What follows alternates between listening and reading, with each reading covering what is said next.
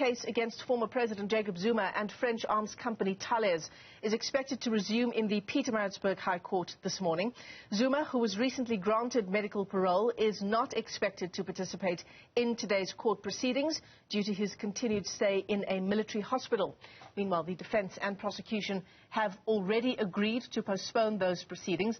Let's take you live to our reporters who are tracking the story for you. Nkosikhona Duma is in Nkandla for us this morning, and Karinda Jagmohan joins us live from just outside the Pietermaritzburg High Court, Karinda, where we are expecting already that it's going to be postponed. So what will we hear in court this morning?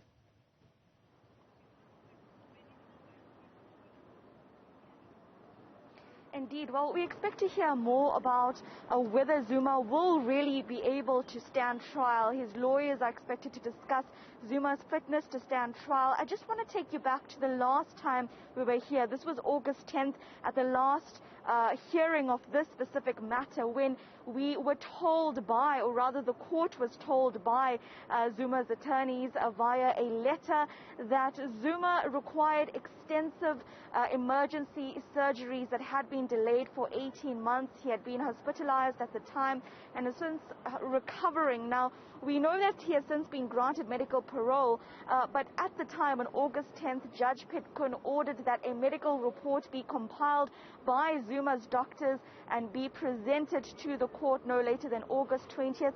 That report was ultimately presented on August 27th. It is a confidential report, but as you mentioned, may now be examined by state doctors. In fact, another order made on that day, on August 10th, was for the state to be able to appoint their own medical practitioner to look into Zuma's health.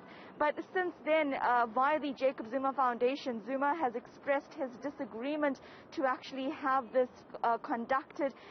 In many media reports, the Jacob Zuma Foundation telling the media that Zuma is already being cared for by military doctors, and by virtue of the state appointing their own medical practitioner, it would be similar to the arms of the state second-guessing each other. But today, we may hear from the presiding officer in this matter, Judge Pietermaritzburg, more about Zuma's fitness to stand trial, more about how really that medical report will be examined. In the meanwhile, though, we know Zuma has been released on medical parole. We expect that he may return to his homestead in Nkandla, and my colleague Nkosikhona Duma is there just to give us an update about what is happening there.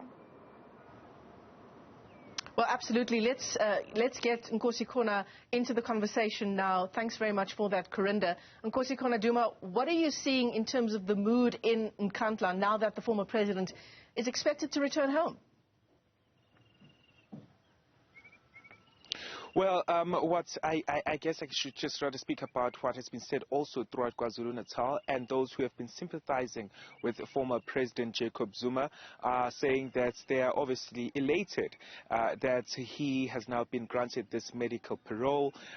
They say that at his age he shouldn't have been arrested in the first place. But here in Nkandla, I mean, life is just going as normal. I mean, it is a sunny day, a beautiful day, and we just see people tending to their livestock, pupils going to school, but at least those who sympathize with Zuma, who had flocked to his Nkandla homestead, because many of them were coming from various parts of KZN, particularly in eThekwini. We also saw some supporters coming from Gauteng, and those people are saying, Michelle, that they're mobilizing, they're trying to gather each other ahead of his return to his Nkandla homestead. They're hopeful that he will recuperate. We know that he is still in hospital receiving medical care. He's not here at his KwaZulu-Natal homestead in Nkandla yet, but there's no also indication at this point about when he's expected to return. But indeed, his supporters are saying that on the day he actually returns here in Nkandla, they'll be gathered in numbers to welcome him back. Nkosikhona Duma, live just there from Nkandla, along with our colleague Karinda Jagmohan, who is giving us a taste of what's to come at the Pietermaritzburg High Court. To both my colleagues, thanks very much indeed for that update.